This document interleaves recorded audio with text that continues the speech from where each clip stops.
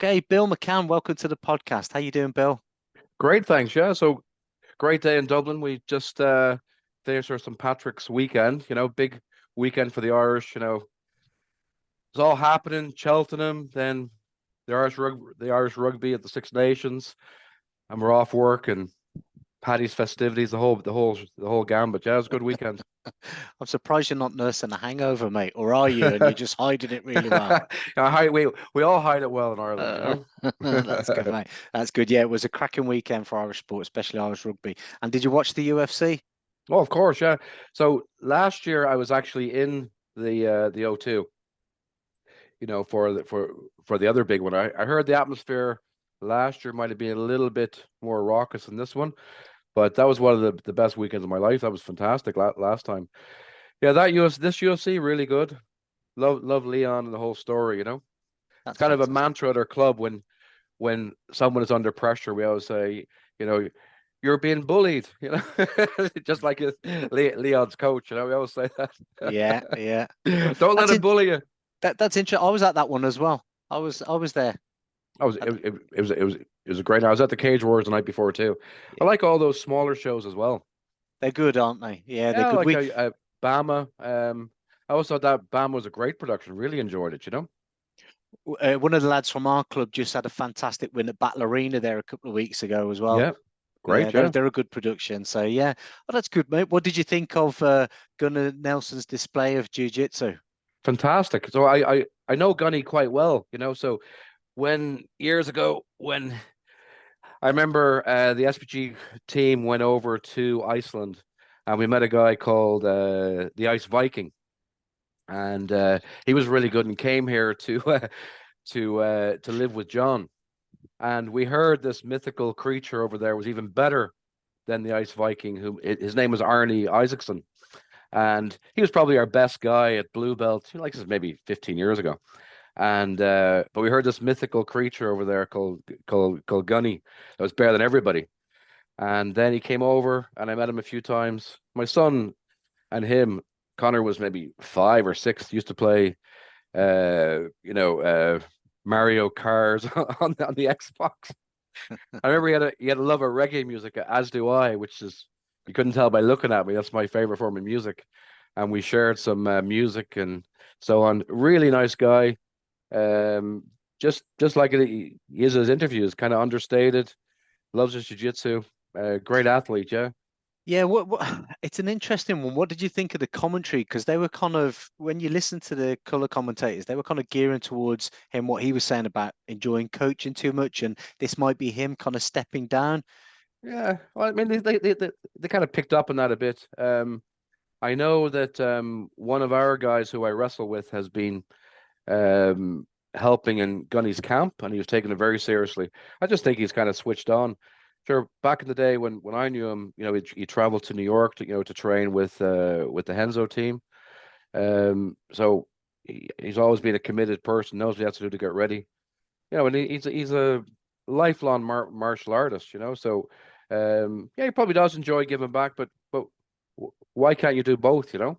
Yeah, yeah. I just think maybe that the kind of it's at that time now where he's coming towards the end of his kind of competitive career in the Yeah, UFC. I yeah. hope it isn't because like another guy over here, Judo Jimmy Wallhead, Oh, of course, yeah, he's having yeah. some amazing success. Oh, I think it's fantastic. Some of Yeah, the best matches ever, and it's yeah, just yeah, what and why is this coming now? But it's a funny thing. I've got a great story reference, Gunnar Nelson. My coach, my jiu-jitsu coach, did a seminar with him years ago.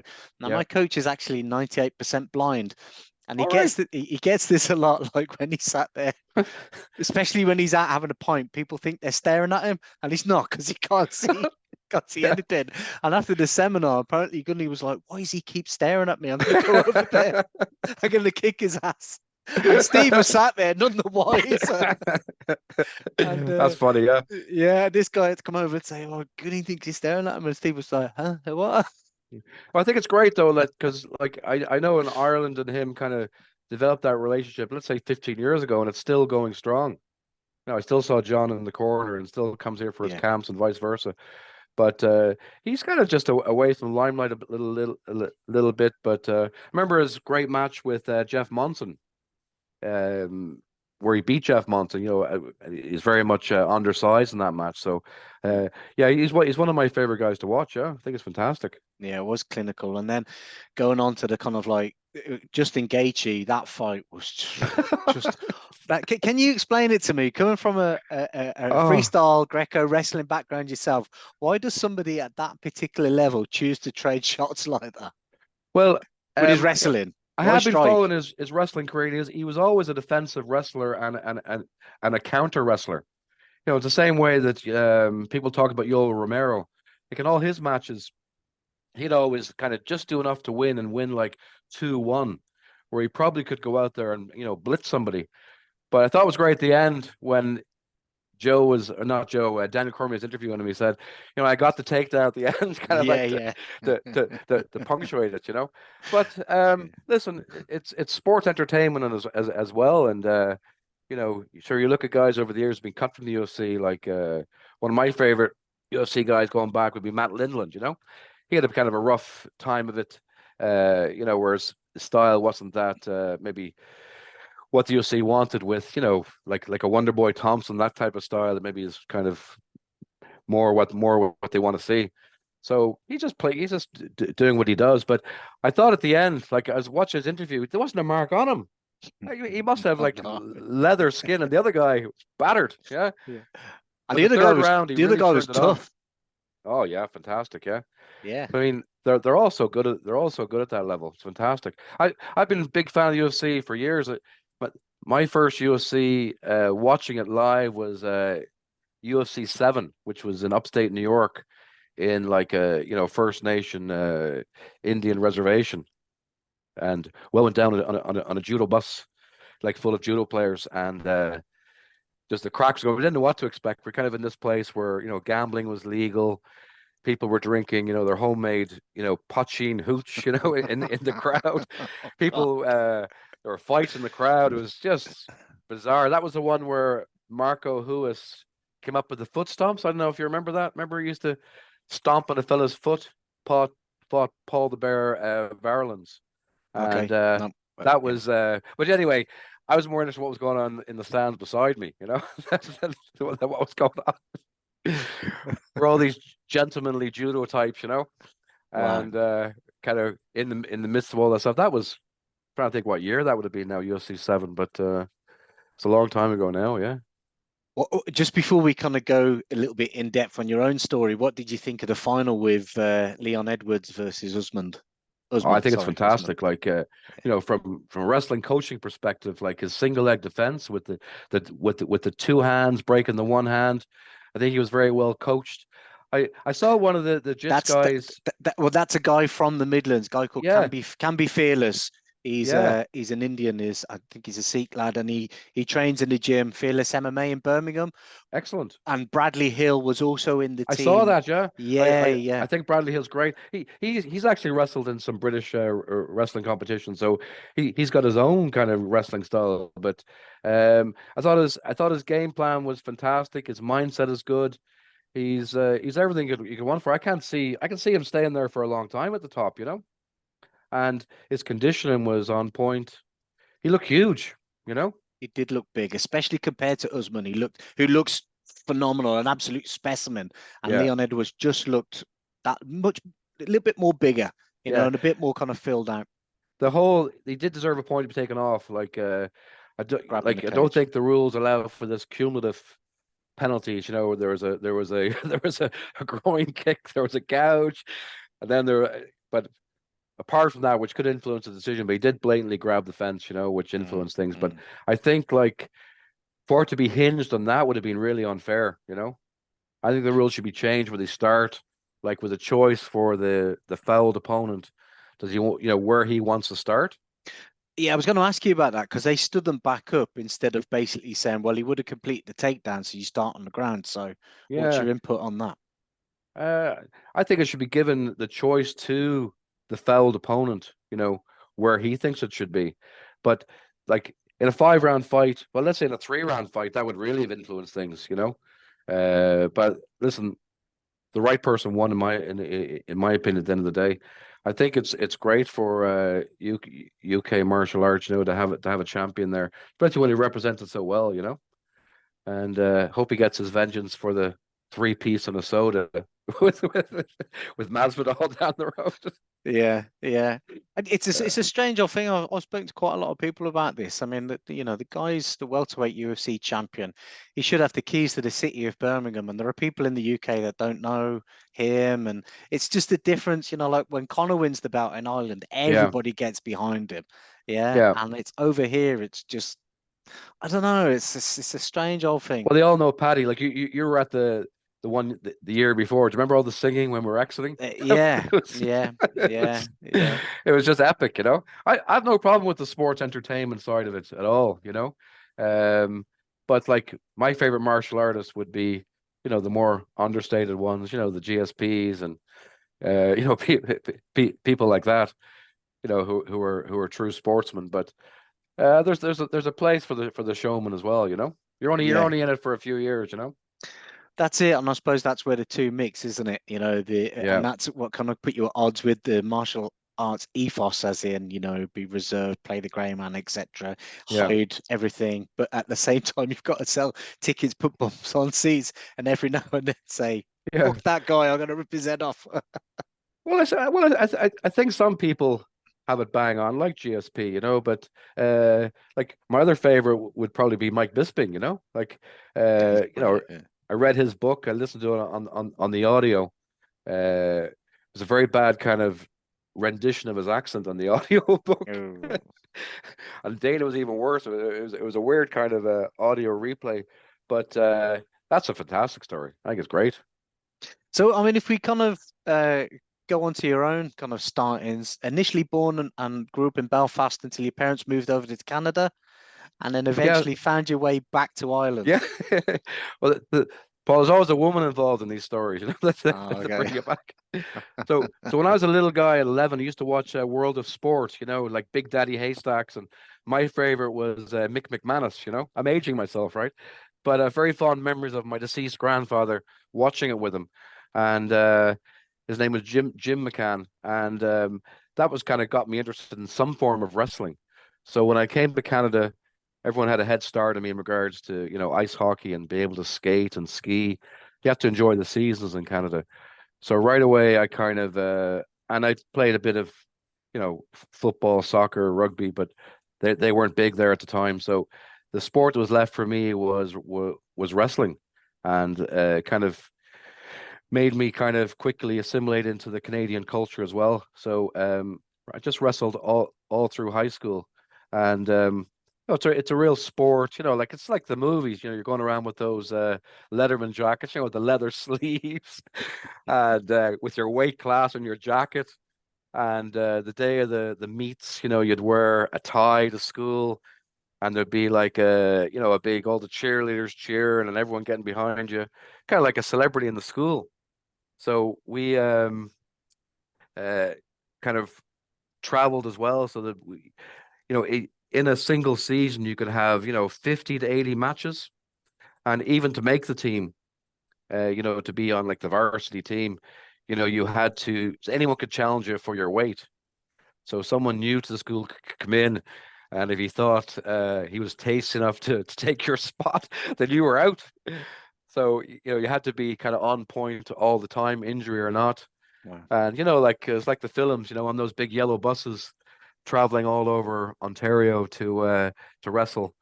Some of my best matches were in First Nation, and Native American. We call them Indigenous population now, but going to those places where they're super fit people who played lacrosse all day and fields the size of two Croke Parks. Wow. And it was a big occasion where the whole village came out to watch uh, many tournaments there. We traveled across the border as well. So I suppose in my high school career, could have had maybe up to 300 matches. And I laugh now because there's a lot of kind of wrestling coaches, for MMA guys say, yes, when I wrestled, I was, you know, I won 300 and lost three times. I kind of call bullshit on it, because Truthfully, I'd say I won 25% of my matches, maybe 20%, maybe less. And it's just kind of you take your win, you take your loss, and you run off the mat. I was watching the NCAA's, that happened on the weekend there. Yeah. Guys win the highlight of their career, maybe their whole lives. You win, take your headgear off, and run off the mat. That's it. On to the next one, win or lose. So it's just it just builds kind of that intestinal fortitude and toughness wrestling. Yeah. So I enjoyed the wrestling, but always kind of liked other martial arts as well. Like anybody else, influenced by the Bruce Lee films. I mean, I think I've seen Enter the Dragon. I could quote every line to, influenced by those. So I joined other martial arts as well. So when I was in high school, I'd be training like wrestling every day, and then I would take a bus and a subway, and I would train in other martial arts. So I did that for like a good 12 years after high school as well. So I trained in a place called Kim's Black Belt Academy where I learned judo and taekwondo. Like people know me now from grappling, wouldn't believe at some point I used to throw kicks. Now I have two metal hips. That was the not the ITF, the WTF. So I got up to brown belt in that. And then I did very traditional, like really traditional Hungar Kung Fu at a place called Jingmo in Chinatown.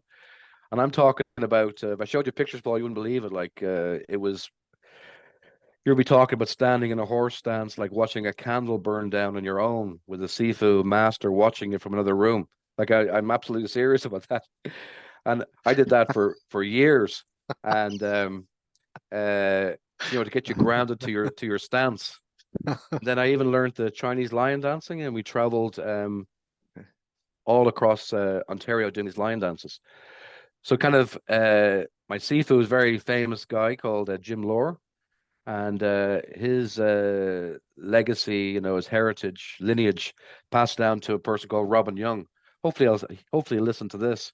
And he's a very, very famous person in Canada. So I did that while I was wrestling. Then when college came, there wasn't a real wrestling program in my college, so I wrestled kind of independently, going to the wrestling tournaments for like an independent team, where I was actually still training with a high school team because our college didn't have a wrestling team at the time.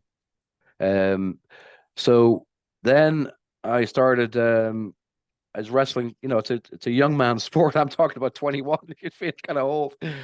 So I thought judo looked great, So I joined judo, and I'm always drawn to these kind of traditional places. So I joined the Japanese Canadian Cultural Center. And if my own sensei Andy Ryan's listening to this, you laugh because I'm very much into the terminology and the proper etiquette and so on. It's a big part of it for me.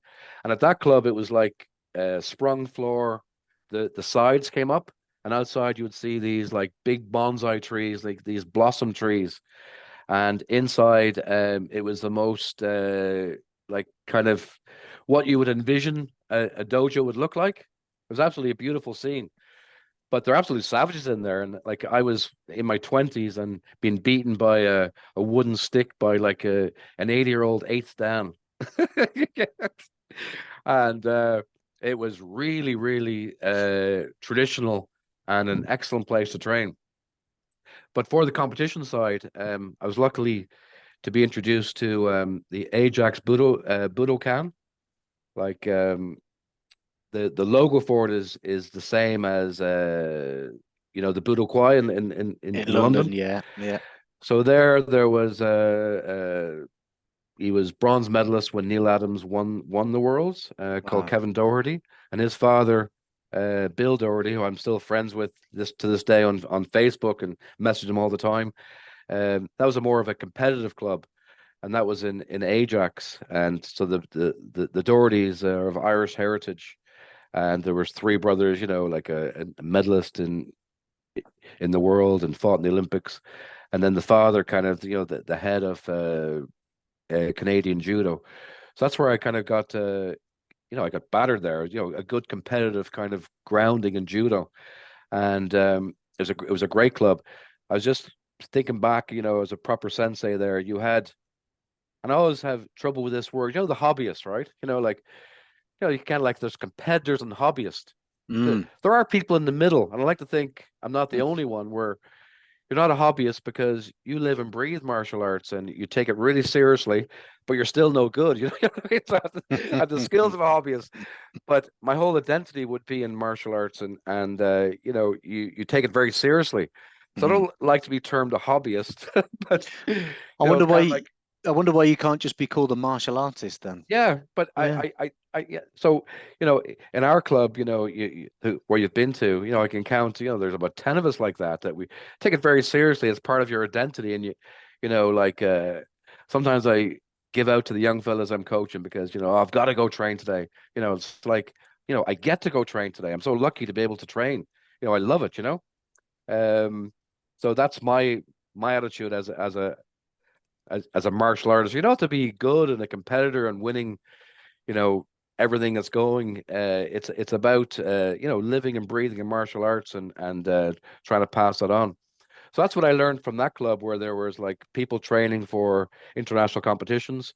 Jessica Klimkat, who is a world champion now. She was a little girl when at that club started there when she was 5. So you had people like that, and then you had with so-called hobbyists, and then you had like serious competitors. And I had long chats with the sensei um there, Bill Doherty, about the three elements of judo, the kata, the shiai, the contest, and the randori as well, and all were emphasized there to make you a complete judoka. So it's not. Some people think judo's kind of lost its way and it's only a sport. At a place like that, I remember like watching high level senseis, doing not just randori no kata and katami no kata, but all the katas, and it was fascinating to watch. Mm. And I was kind of exposed to that even as a brown belt over there. So it's interesting, like my first kind of looking at the UFC and stuff. So at that club Ajax Budokai, it's an interesting day. I was boxing with a guy. I don't know why, because I'm not a boxer. Before the judo class, and people said, "Was he wearing gloves?" Because I was so cut up and beat up. And then I go in the change room at 15 minutes for the judo class, and in walked Big Daddy Goodrich. I didn't know who he was. I just saw this mammoth behemoth guy with his cousins who were also built like him. And he came, he's wearing a black gi and a white belt, just like he did in the UFC. And he came in and asked if he could, do some judo. He had this contest coming up. So we didn't know what to make of that. So at our club, remember I explained to you, we had people who had placed in the worlds. Yeah. We had the hobbyists. Unfortunately, that night I was the heaviest guy, so so I was pitted off against him. So he was a Canadian arm wrestling champion, kind of a renowned doorman, and he took some lessons in Kuk Wan, some kind of Korean martial art. I think he took 2 or 3 lessons to get him to wear this black gi, and we didn't know what was going on. But all I know is I was trying to armbar this guy, who had the strongest arms in Canada. It wasn't going very well. So anyway, I kept in touch with him and ended up working with him and his cousins in security, where they were my doorman for a few years, and then he went on to be in the UFC there. So it's just funny. Like, so I did 3 sessions with him prior to the UFC, but we didn't know what the UFC was. Because he had what was heralded as one of the most brutal finishes, didn't he, against the wrestler that took him down, Yeah. put him in So some sort of like crucifix, and he just and started going from 12 to 6 on his head and yeah, just. I believe that was the one replay that they never replayed. Like even to find it on YouTube is hard to kind of find it. But I can attest that he was a very powerful individual. But his cousins were even bigger. And I'll tell you a funny story. So remember I said they were working as doormen for me as cousins. So it was a nightclub with a restaurant as well. And the owner said to me, Bill, our filet mignons, the fillet steaks keep going missing. Right? I go, right. He said, I think it's one of them. He pointed to the 2 cousins. He said, "You got to fire them, right?" I said, "Oh God." So they were actually going in there in their breaks and eating like 6 raw filet mignons, you know? Flipping. So I said, "Guys, we're gonna move you to another nightclub, part of the same group." But I said, like the owner kind of copped you're doing that. So I'm just the one who has to say to you, you know. So That's a good way of delivering it. Yeah. yeah, it was a good way to deliver it. Don't shoot the messenger. Yeah, don't shoot the messenger. Yeah, so I was doing all those kind of traditional martial arts there and wrestling and then the judo. And then I was training, you know, quite a lot. I had this kind of job where I was, working in these nightclubs and it afforded me a lot of time in the daytime. So I could kind of train a lot. When I say a lot, I mean a lot. I used to have a wall chart where I'd be writing down the number of hours per week. So I'd be talking Wow. like, you'd be training 40 hours a week. So at that time I was doing probably people that know me don't know this and never talk about it. I did like 12 triathlons. I ran 2 marathons. Uh, I was doing time trials on bikes, training with, like a good amateur cycling team, training with the Burlington Aqua Club, doing like, training as a proper, you know, s sprint swimmer, doing that and weight training and training every martial art that was going, like every day, for probably 10 for probably 10 years. Wow. So so I know you're kind of a you know your own background with injuries. So that's kind of where my injury started. So I was getting ready to go to I was introduced. I did a lot of those seminars back in the day. Like I went to one with Hoyce. I went to Paul Vunak, Larry Hartzell. But I was introduced to someone who trained, at the Jet Center, with Benny the Jet, Oh, Urquidez. So I had this training camp with yeah. the Machados and him all lined up. I'd saved money to go do it.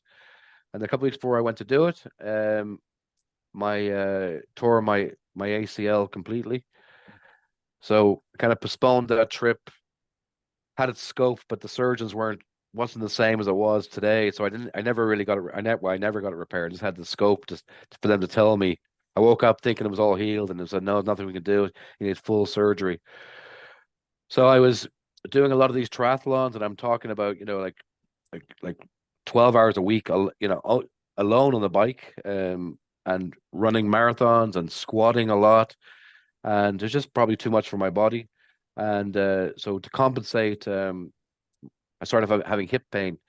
So I had to have not a hip replacement, but hip resurfacing. It's called the Birmingham hip technique. Oh yeah, brilliant. Yeah, that's one of Yeah. the best So tips. That's one of the best tips you can get for going or returning back to sport because yeah, the shelf life is very limited. If you have a yeah, full prosthetic total hip replacement, there's usually a shelf life of about 10 years, especially if you're yep, quite active. But if you yep, have the Birmingham hip, which the irony is, it was developed by a professor from Ireland yep, that's set up in the Royal Orthopaedic Hospital in Birmingham. yep, Forgot his name. Oh, but yeah, it is. That's the hit they gave to Andy Murray yep. and the Undertaker. You know the Yeah, Undertaker? yeah, yeah, yeah. No, I'm a good company, Paul. I'm a good company. Yeah. So I got that done, and then I had to get the other one done. So at the time, they said it was relatively new. They said it might be like 15-year. So I was one of the ones who I'm on some different websites, like giving testimonials as to, participation in sports in the aftermath. So, and I was in some kind of support group, did a few interviews on it because mine's lasted like for 20 years now. Wow. So I'm doing quite well with these uh like going through the airport, you can clearly see them. It's like the size of kind of golf balls. And you can see them clear as day, but I've kind of forgotten I have them now. Brilliant. But I'm going to do a judo class tonight. Andy Ryan has been honored with his fifth dan tonight, his go dan. Wow. So we're all going, it's a big deal. So we're all going to support him. So I'm probably good for about 5 good break falls. and then I get up very slowly. Well, whilst we're on that, did you tell Andy about the guy with the stick? Because he likes beating people with Oh, sticks, he loves doesn't he? that. Yeah, yeah. The Boken, yeah. Yeah. Yeah, So, he loves doing that, yeah. when you came over to Dublin, you said you worked on the doors, and is that how you and Andy got your introduction? How did you two meet? Yeah, so I was so I did the door work for many years, but you kind of graduate into, management. So I was actually manager of the bar, and I hired Andy and some other martial artists as well. So he was a very professional doorman, like great talker. He has that kind of dub way of speaking, so he kind of could talk a lot of situations down, which is what you want in security. Absolutely. Including his friend called Peter Donnelly, one of the best doormen I've met. They were really good about talking things down.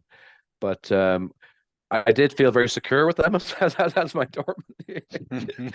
uh, I'll tell you a funny story. So we were on the door one night. Like, this is way back, right? Andy has a videotape. And at the hotel next door, we see this team coming out with these jujitsu jackets on, right? Oh, no. So there were kids and there were coaches. So they came into our bar, and Andy was joking with them, and he told them he was Irish judo champion. I don't think they believed him, right? So because what's the chance of running into 12-time Irish judo champion? So kept saying you have this big tournament tomorrow. It's called the American Cup. And teams from the States and Ireland get together for this thing. And it's jujitsu and so on. And Andy's looking at me, I'm looking at him. So Andy's talking about him, and I don't think they believed him that he was, kind of a judo champion. So he said, "We're going on that tomorrow, right?" I go, yeah, great. So next day we rocked up. So they were all warming up, and we were supposed to start standing, right? So Andy was warming up with him and some of his judo mates and me, and he was throwing everyone through the air. And very quickly they changed the rules. We're going to start from our knees, right? Like this was back in I think it was 2001, right? So very quickly it changed. We're going to start on our knees because they saw him warming up. So Andy and I fought in that, right? So we both won, made it to the finals, and I was wearing his jacket that said Ryan on the back. And people said, "That's great, father and son fighting each other in the final." Because I was only about 15 or 12 years younger than him. And he battered me, and he broke my front tooth. We were friends, we're mates. It cost me £1,500. Flip it. So, Was go on, sorry. oh, sorry, I was laughing. You know how some of the jiu-jitsu things, I love jiu-jitsu, but some these days, teams to get the points, they kind of forfeit matches and all that kind of, you take the win. Like, we were fighting each other. Yeah. Oh, well, I'm gonna give it a good go. And there was no way he wasn't going to beat me and beat me harder than he beat the other people. Kind of like when you first meet and you have that moment, oh, hello, and you like you said, you hide in to do the door and then you start talking to each other. What Yeah. was that moment where you were thinking, oh, he's, champion. I wonder if I could take him. I wonder how good I'd be against him. And I know you obviously got to find that out Well, later on in that final, well, I can but tell you I can tell you how we did find it out if you well, really want to yeah, know, go on, Paul, yeah, right? please, There yeah. was an actual fight. So so one night there was a dispute over the wages, right? It was, cash in hand, that kind of thing. Andy thought he was shortchanged by £5, right? I was sticking to my guns that he was paid fairly. And he said, we'll settle it. We'll wrestle. So we got a table, and I put my hand up, to arm wrestle. So I figured I might have a pretty good chance in an arm wrestle, but not in a real wrestle. He goes, no, a proper wrestling. So in front of all my staff and all the doormen, I couldn't back down, right? So we cleared the whole tables, right, off the upstairs of a nightclub, and we went at it on the carpet, where he rubbed my face on the carpet, made me bleed. I think he actually made me say "uncle" about 3 times. So it was an actual fight over a fiver. But I was under no illusion that I couldn't beat him. That's a true story, Paul. Yeah. That's brilliant. That is fantastic. So these are how you get to be good, to be good friends. So there is a sensei senpai relationship where totally respectful of people have gone before me, but at the same time there's a bit of a laddishness, in us as well. That's brilliant. That is brilliant. And from that moment, the relationship was formed. Yeah. So, I mean, like for those that don't know, like freestyle wrestling, judo black belt, you've recently as well in the last 6 months got your BJJ black belt as well. Congratulations, Bill. Well, listen, I feel very, very proud of that. Like as they give you the record at the end. It's kind of mortifying where you have to say a kind of little speech. But I suppose mine, I think it's been said before, not, but I borrowed it from someone else. I think Chris Houter, where I said, it's not who's best, it's who's left. I love that. I love that. Yeah. Yeah. So really, like talk about injuries and so on, and hey, how you stay connected to the sport, because it is hard as you get older. Like you come home and you eat, and you're going, should I go out to train or not? I still love it. I'm really passionate about it, probably more passionate than ever. So to get that at 61, I was very proud. So, am I Gordon Ryan? Obviously, absolutely not, right? But I think it's like to be that many, years in it, where I have trained very consistently, through injuries and kind of stayed with it. That's the main thing I could kind of pass on to people, is about, how do you maintain a passion for it, and the longevity, to keep going, especially when you're not winning, a lot of medals, and you're not competing all the time, and nothing you're really to aim for, just for the pure love of martial arts. So yeah, I was very happy, and a few good friends got their black belts on that day as well. So like the judo, you win it through through contests and lineups, and the jiu-jitsu, it's more about, there's many ways to be kind of graded, kind of being graded to your potential, if you know what I mean. So I kind of, that's the way I look at it now. So for me to be on the mat every day is a real privilege, and I really enjoy it. Some people, when they get a belt, the kind of blue belt thing, like, rather than saying, I am a black belt, so then you kind of stop because you've kind of reached your where you are. I kind of have that judo mentality of, showdown, first step. You're only kind of learning. So now I kind of put things aside. I was trying single leg X the other night, with two metal hips. Like, it's never going to happen. But I mean, just to kind of really enjoy it, and kind of pass on things that are kind of little tips for people to kind of continue.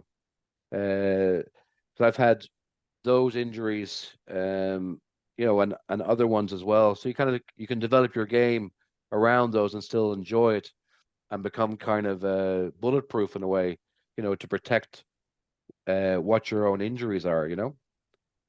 I was looking at some people that you had on I listened to some of the podcasts. Like, my favorite one was Neil Adams. It was absolutely fantastic. Oh, thanks. Yeah. Yeah. That was Well, an by the way, amazing experience. That it was was, a great yeah. interview. I'll tell you why I liked it, because because I'm a big fan of his, Mm. and that's what makes the judo, Grand Prix for me. When I listen to his commentary, I think it's fantastic, right? But I think on yours, it kind of opened up a lot more. It wasn't the kind of like cut and paste, his Olympic and world story. It was more about his journey as a martial artist, and talking about things in a bit more depth. That it was fantastic. Yeah.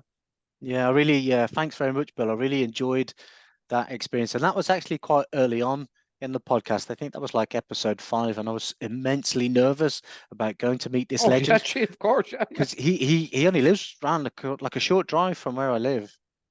And tell me, does Jeff Thompson live around you as well, or do you And used Jeff to? Thompson is pretty close by as well. And yeah, I think Jeff is Stratford upon Avon, from Coventry, but Yeah, Stratford again is a short drive. Um, another so, great but interview as well. Really good. yeah, yeah. But I mean, well, thanks very much. I'm blushing now, but going to meet Neil, I mean, an amazing. People say like, what was? People say, what's your favorite podcast? Or what was your best one? I think that was the one that had the biggest impact because here's a guy that, like he said, he's the voice of judo. He's renowned throughout the world. Yeah. Um, the Japanese nicknamed him Hapo Biggin, which means Yep. happy guy, or and he's Yep. just got such a amazing kind of presence and energy. Clearly suffered, with those two losses. Imagine being heralded as the greatest judo guy ever, Yep. and you lose twice in two Olympics to get only by like micro mistakes that resulted in points losses. Yeah. And But to talk about that with him, to be invited up to his house to meet his wife Nikki, who's again a former Canadian Canadian, yeah, yeah. Olympic judoka But he talked about herself. his brother as well, Paul. And his Yeah. brother, that was a pro wrestler and a Yeah. champion in the Yeah. WCW, had this unfortunate passing, Yeah. Yeah. etc. It was just amazing. Now, what people don't know, prior to that podcast, he gave me a one-on-one personal training set, like a one-on-one with Neil Wow. Adams for 45 minutes. We were in his barn conversion, and he taught me.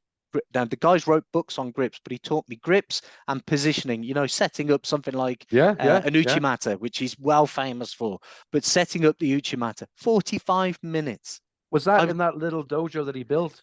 no, no, no, this is the thing. When I did the interview, that was at the foundation. So All this was right. in Yeah. his barn conversion, Yeah. and it was incredible. And I said, now I had to put a stop to it because that could have gone on for ages. And I said, Neil, should we do the podcast? And he went, yeah, yeah, come on. Then we sat down and Yeah. we talked, and it was just amazing. It really was. And he's just he's an incredible ambassador for the sport, for the West Midlands. He really is a true gentleman, but at Oh, the it's same fantastic. time, Yeah. when he's on the mat, he's just oof. Oh, yeah. But Well, to again, me, he's the epitome of like a proper sportsman. I think he's absolutely, fantastic. yeah. Uh, and even now, there's one woman Grand Prix about 2 matches ago. She's young, and she kind of left. She lost a bit, and she didn't bow off, and kind of complained a bit, kind of unceremonious. And he kind of pulled her up on that. I thought it was great. Absolutely. Yeah, Yeah, absolutely. I think we yeah, discussed that. I said, what do you think about the showmanship within the kind of like martial arts these days? And he's just not interested. He says it's not for yeah. He me, doesn't like it. so it's just, Well, I but know yeah. he likes Eliadis when he does that bit of a fist pump. That's grand, but it's yeah, the bit of the showmanship's not good at Yeah. all. Yeah, Yeah, it's so I it's mean, like the likes of him and Jeff, and the idea is to speak to people like yourself, because I would say, well, especially look at Andy as well. You guys were at a very kind of pivotal point where this thing, like you getting your black belt in BJJ, that would have never happened if it wasn't for UFC. And so you yeah, guys were in yeah, the kind of the building blocks of where we're at today yeah, within Ireland, within the Irish scene. You and yeah, Andy and the likes of John Kavanagh and all those people that started off in this shed or whatever yeah. The shed. set the tone, didn't you? For Well, where it's people at kind now. of know where they kind of started the BJJ because of where you trained at SPG. So there was the shed, and then there's their place on Harold's Cross. So like Andy has a great relationship with SPG, as do we, and me and the wrestling coach there, would be competitive with each other in terms of wanting to outdo each other at the national championships and so on. Nothing But wrong with that. there, Yeah. yeah, but there's a good mutual respect. But yeah, so I just can't. Like all the people have come and gone over the years, though. Like it's interesting now. I see people I train with, years ago as white belts, now have their own clubs and affiliates and so on. I think it's fantastic. Yeah, just what makes you just wonder though what makes some people stick with and others don't. So it's Well, let's start with you, Bill. What, like you said, you mentioned it earlier. What keeps you interested at 61? What gets you up and says, I'm going to go train today. I'm going to get my yeah, black belt. I'm going to roll for an hour and a yeah, half to get my black yeah. belt tonight. Well, it's for me, it's about the whole thing about character development and not about winning medals. It's about how you apply these principles of martial arts, in your life. Like the adages of judo, fall down 7, get up 8, things like that. So whatever you learn on the mats and all the struggles that you have, And I go into some dark places on the mat, because I have this style now where I have a bad arm through I have tendon problems. I have a torn bicep, torn triceps. I only have one arm. So I kind of give up, like in a running man position on the side, give up my back, and I kind of rest there and try to get some subs from that, right? Kind of like the guy you had on Prit. Brit, yeah, amazing defense. Yeah, Yeah, absolutely. I do something a bit kind of similar, only because I've got this kind of wonky arm, right? So when I'm in those positions, like, and someone's about to tap me, I have all these dark thoughts in my head about like people trying to harm my family, and if they armbar me, something something has happened to me. Well, when I'm rolling with a guard, like we have guards at our club, I imagine them trying to handcuff me, and I'm not going to be taken to the station. And even though I'm smiling and I'm fist bumping and so on, I hate to lose. I really do. Yeah, I yeah, know it's yeah, all a thing about keeping it playful and so on, but I'm kind of old school. Like I like to go hard. I don't like this old man jujitsu. I just want to kind of keep going as long as I can, and yeah, so I'm yeah. lifting weights to kind of become, give myself some armor out there. So whatever I'm going through, in my life, I kind of like whatever happens on the mats is kind of like the way it is in my life. So we had the COVID thing there. You saw how weak people are generally. Yeah, we all fell to pieces. Now some people died, and there's some tragic cases, but generally though, I think that people haven't had enough adversity in their life, and we face adversity in the mats, every night. So it keeps you humble, keeps you grounded, and you can form great relationships. For me, it's the principle of judo, mutual welfare and benefit, helping each other get better. And for me now, this coaching, like uh once in a while I look on YouTube, and someone has been to some of our wrestling classes showing one of those moves that we did at the wrestling class. That kind of warms my heart, you know. And someone doing something like when our guys win an MMA fight. Of course, we're going to thank Andy and Neil Seary, because they're the main coaches, doing all the striking and the mental side of it and the cornering and the strategy and everything, right? But if I see one little thing that they do, like a Dagestani handcuff, or some kind of little thing off the cage, or something that they maybe have picked up in the wrestling class, that means a lot to me. Mm. So so if someone was to get to lose that MMA fight, I say, yeah, but I saw you got a great lateral drop, in the second round before you got submitted. Yeah, yeah. And having experienced your wrestling classes a couple of times, they are fantastic. And it's great whenever I am over to take something back to my own club and Oh say, yeah, oh, this is look what I learned this weekend. And because you got a great way of teaching. well, that's nice I to think hear. I Yeah, think your teaching is fantastic. But you've also got a great way of kind of like not I don't want to say like not positive or constructive criticism, not that way, just a very good kind of way of making you realize, like you said to me last time, Paul, do you remember when you were here last time? Yeah, about 6 weeks ago. Yeah, you did it wrong then, so you're doing it wrong again, so do it right. And I just went, fuck, well, I better switch off. well, well, I'm a real student of the game as well. Like I went to a seminar with Owen Livesey there. I've been Oh, going to brilliant. I've been going to seminars for years, and everyone says, the standard thing is you get a photograph of the guy, right? No matter who it is. Uh, Game-changing details. You got 100 people saying that, right? But with him, and like he did a very 4 or 5 simple things to get to the back and what he does from the back. And then I watched him on Polaris last week. Exactly what he showed us at the seminar, he did in Polaris, right? So after that seminar, we've done. I think we did it when you were with us. We have done those moves every week since the seminar, and we're going to keep doing it. Yeah, So yeah. there's some that I've been to that have been like photo opportunity with someone great, and you don't remember a thing they said. And others, it's like they could Yeah. say one little thing to you. Like Ash Williams, I went to him, right? I couldn't tell you anything he did about the quarter guard. All I remember is a lovely fella, and he said to us, "Don't fear the leg lock." That was gold to me, right? But I do fear the leg lock, Mm, right? mm. And someone asked what a leg lock says. He said, "You have the mindset, don't fear the leg lock." Yeah. Now then he went on to show, a wealth of knowledge about that, right? But all I remember was him saying that. And to me, those nuggets uh, is is is what I try to remember. Went another good one with Jeff Monson, and I've went to other ones where one I left halfway through because the Oh, guy was more interested in selling DVDs and oh. T-shirts than imparting knowledge, and it seemed to be like kind of like he wasn't really passionate about it.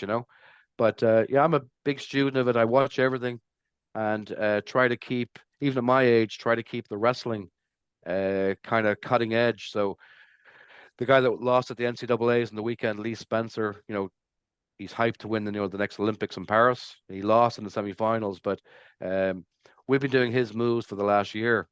So I watch this stuff for hours and try to kind of impart it, to the people. And all of our jits guys, Paul Redmond, all the guys, they do the same thing with all the high level jiu-jitsu stuff. You might see at Polaris or the ADCCs. So I think Mm. it's kind of keeping your sword sharp. Like, and even watching judo there, listening to Neil Adams and all the different techniques.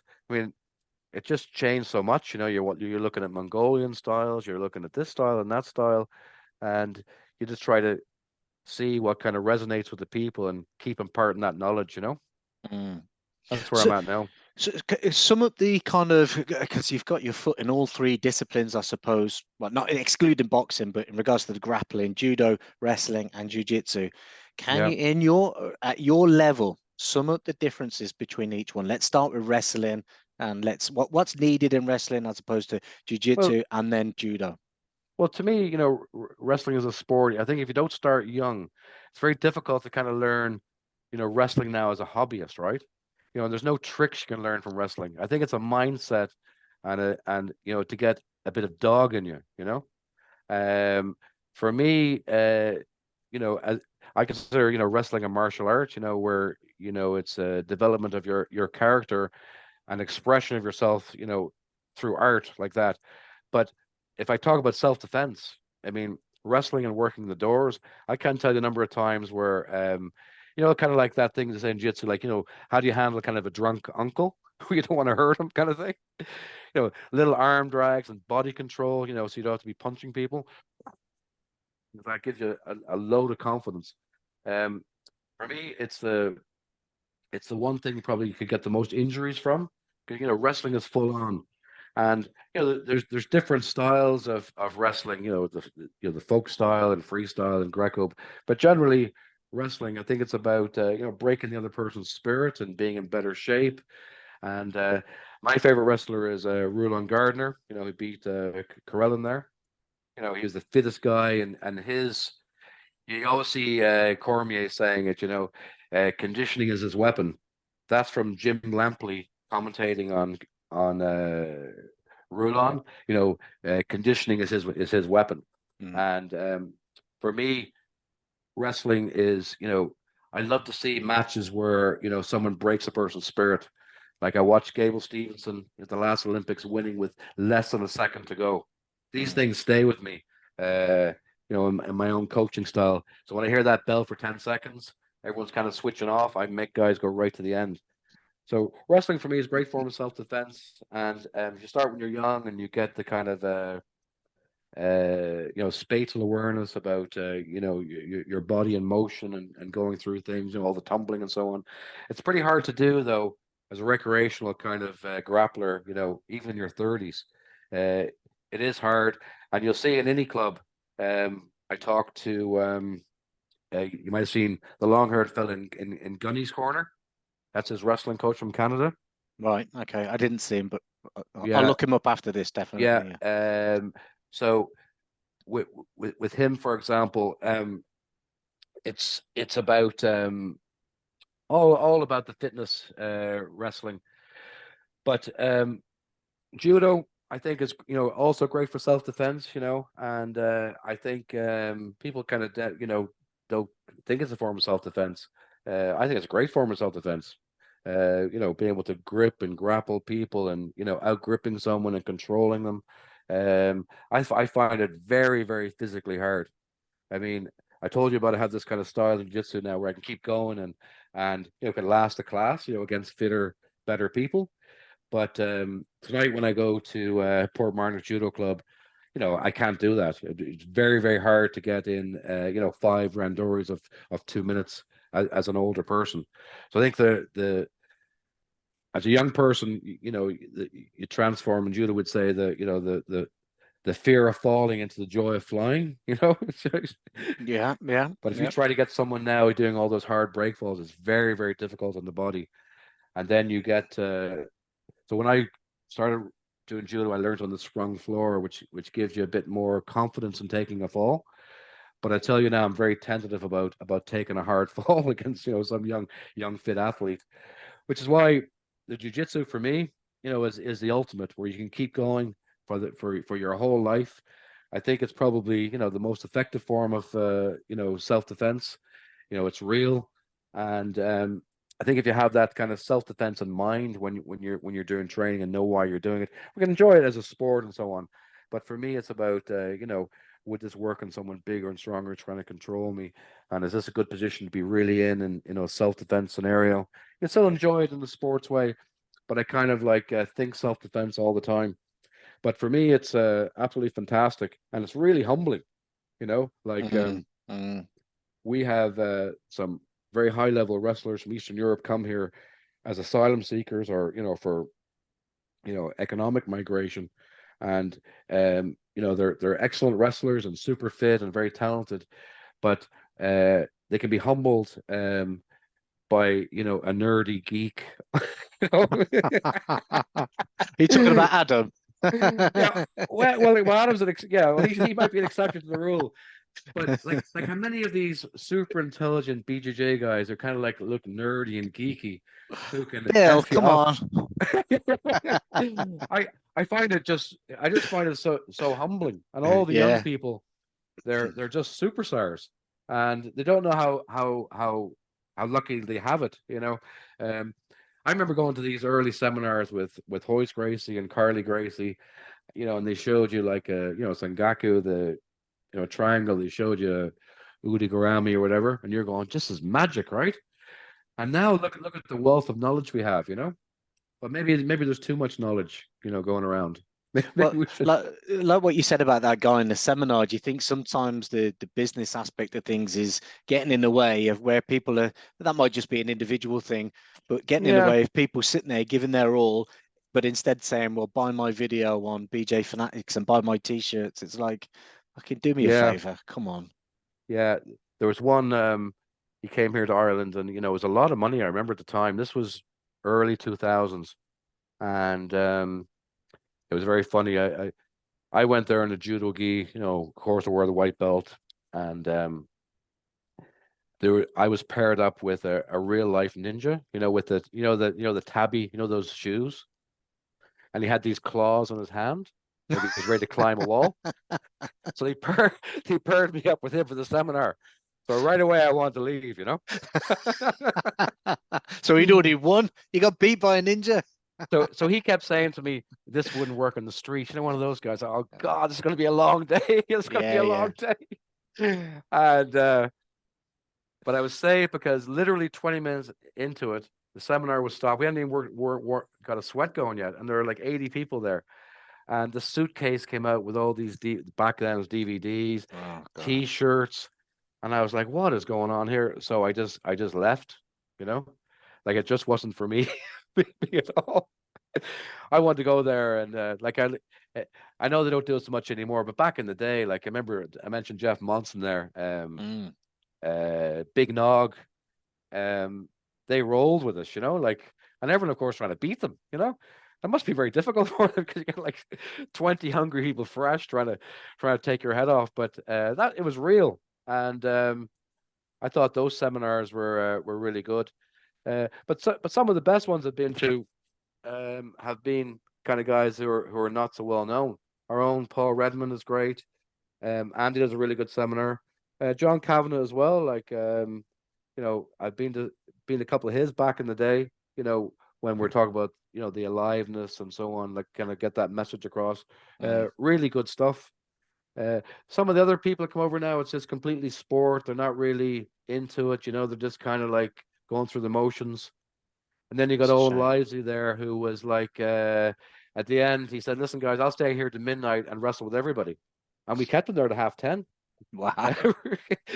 Everyone was wrestling with him, and he couldn't do enough to answer your questions. Other guys just kind of like show what they're good at, and then next week I say, "Do you remember any of those details?" Not really. you know. So the seminars, I mean, it can be good to inspire you and stuff like that, but I think at our own clubs, like we should look at our own wealth of knowledge we have at our own clubs. Like if I want to learn a guillotine, I'm going to ask Neil Seary, who's pulled it off, at the Three Arena, at the UFC. Neil, how do you pull someone's head off? Yeah. He's done it. Yeah. Yeah. Andy, how do you finish an arm lock? I don't have to go on YouTube. Reza, how do you finish the toe hold? He's only done about 8 of them in, high level competition. So Mm. sometimes your knowledge is right there at your own club. I think it's a bit insulting sometimes when our members, go to these things when we have available high level people who could answer that question for you. You know what I'm saying? Like, Absolutely. Yeah. No, it's a good point. Yeah. like Yeah. because we have affiliate clubs, and throughout our affiliates we got all kinds of good people. We got Miles Price there in Kilkenny. I think he's very much into the mindset and so on. So if I had any questions there, he's always available to answer a question. Their own club there. Some young guys were in one day, and I said, "Well, why do you ask him? Who's he?" It was Neil Seary. I said, "That's Neil Seary, UFC fighter, the actual UFC." I go, "Yeah, the actual UFC." He was in the UFC. I go, "Yeah, the actual UFC." Will he talk to me? I go, "Yeah, he might tell you that." Yeah, he'll show you. He'll spend half an hour showing you how to, finish that guillotine. So that's what makes our club kind of unique, because there's a wealth of knowledge, and the guys are willing to, to share it and give back. You have to ask as well. I think you've got to you've got to have the confidence to ask, and maybe just not take it too personal if you get knocked back. Okay, I get knocked back all the time, Yeah, especially when it comes to the podcast. No, I'm not really interested. It's not my thing. And you say, all right, fine, no problem. I'll just move on to the next person that does want to talk. And you've got to be able to say to someone, "You're right, show me this. I'm coming to you because I respect you." And yeah, hopefully they'll go, "Yeah, of course." yeah. Well, there's a time and a place. I know some clubs have different etiquettes about, this thing about rolling with the higher belts and all that kind of stuff, and asking them to roll. I never really got that one either, to tell you the truth. Like, the judo way is, especially for Nawaza, the groundwork, you kind of line up kneeling the guy in front of you, and win or lose, you move on to the next guy. You go down the line. So you could have a little kid orange belt, a 14, and then you could have, a national team member in the next one. And you just kind of go through it like that. The Randori free play, same thing. You just kind of like, you know, you just want bodies, just kind of keep it going. Mm. But this thing, should I ask that person to roll? Should I not ask that person to roll? You know, um, I think it's I love it when people ask me to roll. I would never ever say no to anybody. It's one of the things I pride myself on, is like never missing a roll. Like even at my age, I don't want to sit out any rolls. Now some of them I'm kind of literally lying there about to have a heart attack, but I'll never miss a roll. But Uh, you're not getting tapped. yeah, but I just try to shell up like a tortoise. But um, th th th there's a big move over here in the UK where you can actually do, I know the education system's slightly different, but you can learn BJJ as part of your GCSEs, which oh, should fantastic! Yeah, kind of be like, I think, is it your intercert in Ireland? yeah, yeah, Somewhere in between your inter and your leaving the yeah. GCSEs, and I don't know. Correct me if I'm wrong, whoever's watching this, but yeah, you can study BJJ is part of your GCSE. It's fantastic. It's been recognised by UK sport. So clubs, once you go on the UK BJJ Association and get affiliated with the club, you can apply for funding. That'll That's help you fantastic. out. Isn't that an amazing progression with a sport? And hopefully, you know, I mean, well, hopefully the same thing will happen in Ireland. Yeah, I'd like to see that. Another thing I'd like to see is it be incorporated into Garda, police training. I think it would give them a lot more confidence and result in better relationships with the community. This kind of like, handling the drunk uncle kind of scenarios. I hate to see battens and beatings, things like that. I think that would be really good. I know that we have a lot of guards in our club with three. They're pretty active in promoting it, but there's a guard judo club. That's good. There's police, firemen, army games, for judo and wrestling, and it'd be good to have BJJ incorporated in that as well. Yeah. Um, Yeah. I think that would be a big benefit, but it's so mainstream now, the BJJ. I think it's fantastic. People are really Yeah. seeing the benefits from it. I totally agree about the police and frontline services. Like what you said with Andy, a bit of great doorman, and he would beat you with his voice. And Yeah, Jeff Thompson would say that that's your first fence. of course, yeah, If I can beat you with my voice and talk you out of what you're about to do, I've already won. Do you know what I yeah, mean? So yeah, and maybe, but to do that, I think you have to have the back knowledge, the confidence to know, okay, like if this becomes a confrontation, I know yeah. exactly what I'm going to do, so to speak. And that ability to have a confident fence comes from knowing grappling, knowing what to do in a situation, situational awareness, etc. So That yeah, kind of that kind of inner confidence, yeah. yeah, But yeah, I think it's. But I just love to see how mainstream the BJJ is now.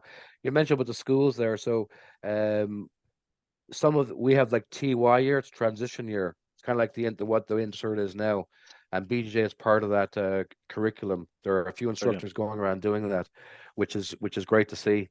But be great to have in schools. I mean, that's why judo is so strong in France, because it's part of the regular, PE Right. curriculum. What about wrestling in Ireland? Is that because that seems to be really gaining quite a bit of momentum? It is when the migration is strong from Europe. So a few years ago there, we Just not wrestling was homegrown. yeah, wrestling Just was an upsurge because people came here to, from other countries, and then they stay for a while, but then they leave. So I do think though it is the poor cousin to BJJ. So when we're scheduling competitions and larger training sessions and squad sessions, if there's a BJJ thing on at the same time, it's very hard to compete with that. So there's like martial arts is so popular in Ireland now. It's very hard to get a weekend where there's not an MMA thing. Like the IMAS, which is a great thing, or judo or BJJ going on. It's very hard to find a weekend where people are free to go to wrestling. The other barrier to wrestling, as you see, change is the wearing of the singlets, right? mm, So it's very traditional to wear the singlet, but is off-putting to people. And in the States now, the singlets in many of the different states within the US, it's optional. You can wear like shorts and a rash guard. I think that's the way forward. Like for young people who are maybe not that confident wearing a singlet, and me as a mature guy, doesn't leave much to the imagination. The singlet, I think it's off-putting to people, and because it's such a small sport as well, there's not many developmental competitions. So you could have like a first timer in against a national champion who was maybe medaled in Europeans in his own country. Have yeah, him in the first round, and yeah, it's kind of off-putting. So you see a lot of mismatches in Ireland in the wrestling competitions. So me as a board member, I'm in charge of my protocol would be reffing and development of the sport as a coach tutor. So I'm trying to get as many people in as I can. Women, special needs. We've had blind athletes compete. With some people, we did a seminar for people with Down syndrome as well. So we're trying to make it kind of all inclusive. inclusive. Yeah, brilliant. But the fact we can only really have about 4 competitions a year. Mm, And the other thing as well, I'm trying to get it so we have more Northern Ireland, Southern Ireland, or Republic of Ireland collaboration. It's like the rugby team. We're strong because we got one team, and we got kind of two mediocre soccer teams. If we all were one, it'd be better. I know. Yeah. Can you believe people from Ireland bash rugby because they say it's Yeah, anglicized the country, and it's just like that's the one sport that yeah, brings yeah. the north and the south together, and Bring you're us together. bashing it. Yeah, Yeah, yeah. yeah. But wrestling, yeah, there is interest in it, but it does pale in comparison to BJJ. And so I put a funny post on our own WhatsApp group, people were saying, how much it was to go to grappling industry, the IBJF stuff. It's like hundreds of euro. I said, you can come to wrestling and get bashed for 15 euro. Yeah, yeah. Like it's Well, 15 euro to enter our competitions. I took my son to the we got tickets for the wrestling because it was in the Commonwealth Games that was over in Yes, the of UK course. Yeah. last year. Yeah. Yeah, so I got tickets for the wrestling because it was at Coventry City Yeah. Football Ground, and it was great. It was a fantastic day, and we loved it. And afterwards, and there was like a demonstration there from an actual Great British Wrestling Association club, and they were signing people up and giving flyers out. And I did a quick map finder, where you search the postcode and it Yeah. shows you all the local clubs Yeah. and the divide between the north. So freestyle wrestling, Greco wrestling, um, collegiate wrestling in the north of England is massive. Okay, so Yeah. things like Snake Pit, Wigan, it's That's where Mike culturally Grundy came from and people like that. Yeah. exactly like it's Yeah. huge, right? At the South Midlands, not really that much. Okay, one or two clubs, not a lot. Now that's not a lot at all. And then you go down south, and there's maybe a few more. So it's like there's such a divide, and that's even here.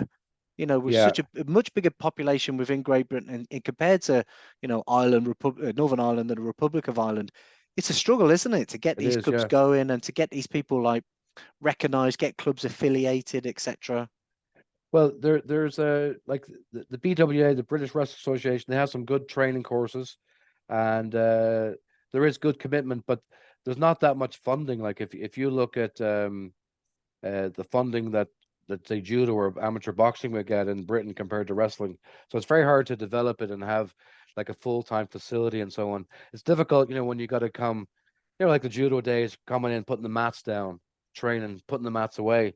It's soul destroying. Like it's nice to come into a full-time place where there's mats down and you're ready to go. So hopefully we'll get there one day. So Ireland, we're trying to get a full-time facility to be like the center of wrestling, Brilliant. and bring host teams over and so on.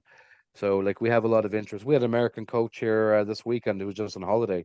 We're trying to build these you know US Ireland kind of mutual Yeah, connections. Yeah. yeah, Same with yeah. Europe. I mean, look at all the good wrestlers in Europe there we have. But if I was to put a seminar on, and pay someone to come over, I think it'd be very poorly attended. It kind of reminds me. I feel like Ireland's at the precipice or the start of something really, really big, which goes back to, do you remember in the mid 80s up to the 90s, you had the National Basketball League, and all these Americans came over to That's right. Ireland, That's right. Yeah. and it Yeah. was and everybody in Ireland wanted Yeah. to play Yeah. basketball. Yeah. Some of them stayed, some of them set up families, some of them went back. And Hmm. but basketball back in like the mid to late 80s, early 90s was the sport. That's right. Yeah. Everybody was, like if you weren't walking around with a bit of lino under your arm and a beatbox to do break dancing, you were you were bouncing the basketball. And it was fantastic. It was great. Yeah. And then we kind of, when they moved back, we lost that momentum. Yeah. But I feel like Ireland's could be there with Yeah. like with the wrestling. I have an idea is to on these shows, maybe not Polaris might be too big, but some of the kind of these regional shows for grappling, no-gi grappling. I don't like these cross things where a wrestler wrestles against or competes against the BJJ guy. They're two different sports, right? But to have two high level wrestlers do demonstration bouts. I mean, they're going for it, trying to beat each other, but just to kind of showcase wrestling, on some of those undercards, some of those big shows. I think that might get some people, interested in it. I'm not saying to throw the matches so it looks spectacular, but to have two good level people who are pretty evenly matched who can kind of Yeah. go for it. But I don't like the Gordon Ryan against, Dowie, was it Dowie? Gordon fought the guy, Nickel. No, well, he did a grappling match against Bo Nickel, Yeah. of which it was under grappling Oh, rules. Pat Downey. It Yeah. was Pat Downey. That's Yeah. it. Yeah. Yeah, Yeah. yeah.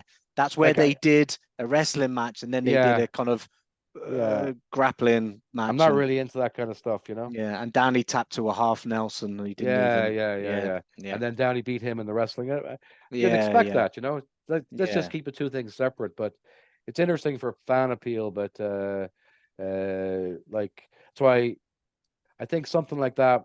might get some people interested in it, Yeah. Well, I mean, Bill, this has been awesome. We're coming kind of towards the end of the podcast, really, and I feel That's like we great. could go on I for was going ages. about to talk about.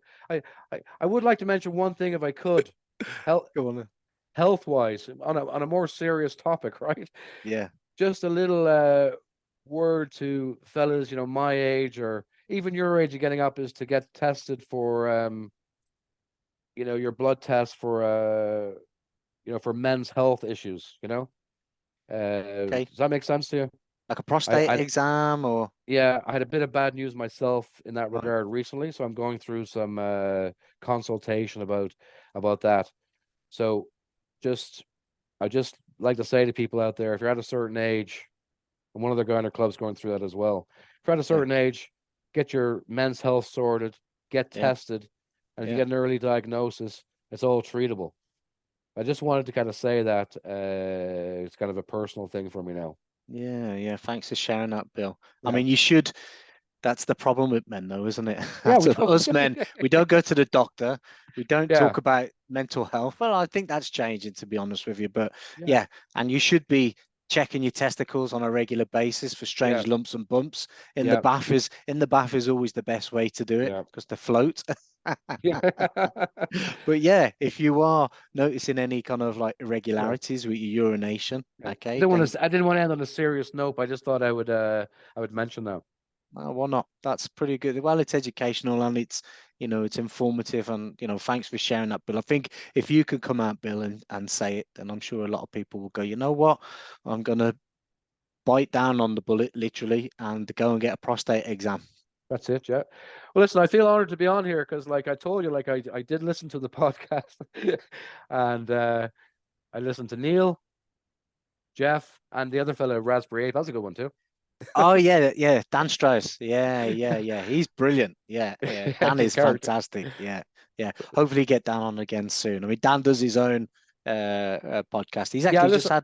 He's just had Neil on there as Yeah, well. I So listened that'll to that be one as well. Yeah. yeah, yeah, Well, listen, will you yeah. stay in touch and we'll get some joint training going.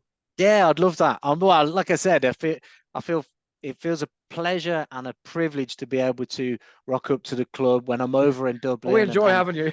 train with you guys. It's brilliant. Like it really is. It's lovely. It's like it's home from home, and I always love the experience. And it's always fantastic to go and then come back and then say to my own coach Steve, "Oh, look, I've learnt this the weekend," and so Yeah, he might know it. He's from a judo background himself. yeah, He yeah. might know it. He might not know it, and he go, "Oh, that's good.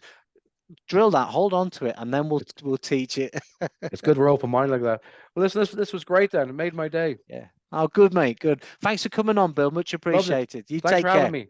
Cheers. Bye. Bye.